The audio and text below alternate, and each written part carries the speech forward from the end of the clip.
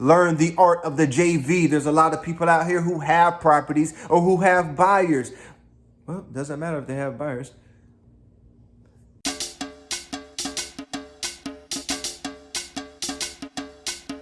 Yo, what's going on, everybody? Hope you're doing well today. Wanted to drop in with a quick video. Not going to keep you too long today. Want to get straight to the point and give you 5 ways to find seller leads for free online. What the F? Yes, I said for free. You can use these methods starting right now. Today, don't waste any time. Get straight to the point. Get your feet wet. Jump in the water. Without further ado, let's get straight to it. The first one I want to talk about is Facebook. Yes, it seems obvious, but Facebook. You can make a post saying, does anybody have a property that they're willing to sell? Or do you know someone else who has a property that they're willing to sell? Maybe you can even offer a referral fee to make people more enticed to want to try to find a lead for you to send your way. Another spot on Facebook you can jump into are some of these yard sale groups or some of the groups where it's people who post about their moving. You can reach out to them to see, hey, do you have a property that you're willing to sell? Hey, I see you're selling everything in your garage. Do you mind selling the house as well? You never know. Reach out to these people. It's a great place to find leads. You can post in there saying, hey, if you have a property or you know someone who has a property, let me know. We pay referrals. Another spot you can look are people who have moving companies. Go through their pages and see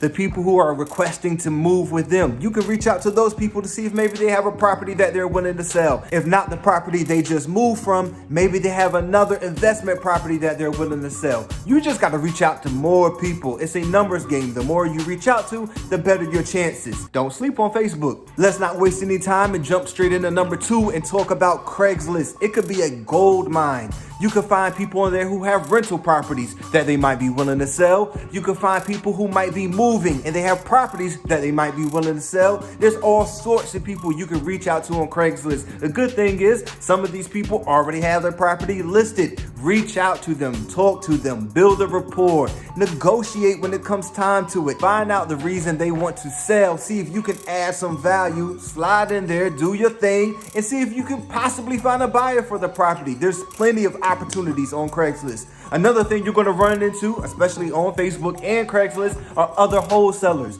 Make sure you learn the art of the JV deal. It's not necessarily a seller, but it's a property that you can sell because this person's done the work already. They locked it up. Now you just got to go find the buyer. On to number 3, we're going to talk about code violations. Yes, when you see tall grass in there, or you see maybe trash all in the yard, or maybe you see cars parked in there, they haven't moved in years, or maybe you just see the white letter already on the door. Maybe it's a yellow letter. I don't know what color they use in your county, but you see paperwork on the door, the windows. Those are code violations. These are properties who have been condemned or have some type of letter notification sent to them by the city saying, hey, there's an issue going on with your property. We need you to fix it in X amount of days. If you do not fix it, you will be fined. Those are great leads that you can reach out to, especially if you could tell the property has been vacant for a while. You see the tall grass, you see a lot of newspapers at the end of the driveway, or you see trash cans that never move, cars that have been parked with no license plates and they're just sitting there.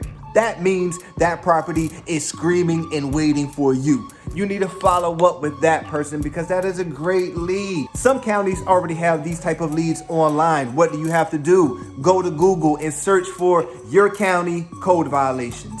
It doesn't always pop up right away. You might have to do some digging, but trust me, it is worth it. I know in my county, you can at least find 1,000 names every week. They're not always new names, and sometimes these names have been up there for a long time. That's even better. The longer they've been up there, there might be even more motivation because these people are obviously neglecting the property. Those are the people you need to reach out to because that might be a great lead for you. I can't speak about every county, but I know in my county, they leave notes about what the code violation was for, how many attempts they have tried to reach out to the seller, and what type of results they have made with those attempts. Those can be vital notes. Make sure you pay attention to try to get all the information you can. Code violations, it could change the game. Takes a little work, but it's worth it. Trust me, it's for free. Don't complain. Another very, very good lead source, delinquent taxes. Go online, Google, once again, search for your county and delinquent taxes or county tax records. You can find the tax bill. You can find out how much these people are paying per year, how many years they are behind. Reach out to these people. They'll show the grand total at the bottom. Sometimes these people are 4, 5, 10 years behind on taxes. You know, either they're in a position where they can't afford it or they just don't care about the property. Either way, you need to reach out to these people and see, hey, do you want to sell this property? Let me help you. You don't want this lien hanging over you anymore. Let me step in and help you. Some of these people are willing to sell the property just for what they owe on the back taxes. I know, I've been in that situation. They owe $4,000 or $5,000 on the property. They don't care about the property, but they're tired of being contacted by the city. You step in and say, hey, what can I do? Hey, if you could take care of that $4,000, you can have the property. I don't even care. What? Sweet deal. You slide in there. Make sure you reach out to these people. The last one I want to talk about today, number 5, which to me is one of the most important. Driving for dollars, jumping in that car and going through different neighborhoods and finding properties yourself or having somebody do it for you. But it's when you get to see the property firsthand, you can see all the good, the bad, the ugly, especially of the neighborhood. You can pick up multiple properties. There are certain neighborhoods I can drive through and I get 10, 15, 20 different properties just going through one neighborhood. I can spend less than 30 minutes of my time and get a lot of leads. Come home, skip trace them, and get the information to go ahead and find the seller. A good thing you can do when driving for dollars, take pictures of the property. I don't know about all phones, but I know on iPhones, if you have the geotagging on, you take a picture, it shows you the address. You don't even have to write anything down. But it does help if you're riding with a partner. They can ride and write, you can drive and spot. Boom, there goes the property. They see one on the other side. You make a list. Sometimes it's good to set goals. Get the whole family together. Let everybody jump in the car and say, hey, let's see if we can find 100 properties today. Whoever can find the most properties, get some prize or something. Get the kids involved. Get the husband, get the wife involved. Whatever it takes to make sure you get out there and find these easy leads.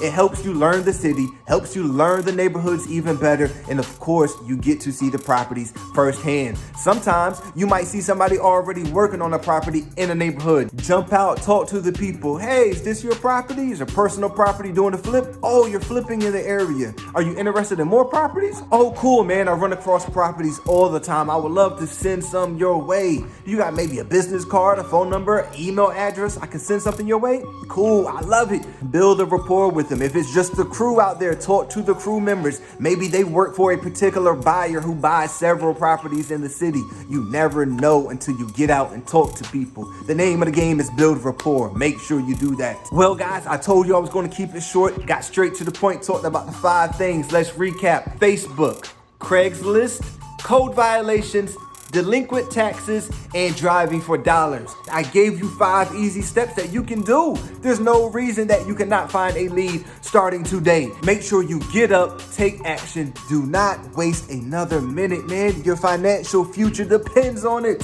Please don't play any games. Till next time, man, I'm signing out. Hopefully you found some valuable information in this. Make sure you follow me on all social media. Make sure you reach out to me at helpwithwholesaling@gmail.com if you have any questions, or leave the comments below. I always answer everything. Believe that. I look forward to speaking to you guys. I look forward to hearing about your success too. Hit me up. Let me know y'all getting those checks, man. I'm ready to hear about that money. Y'all have a good day, man.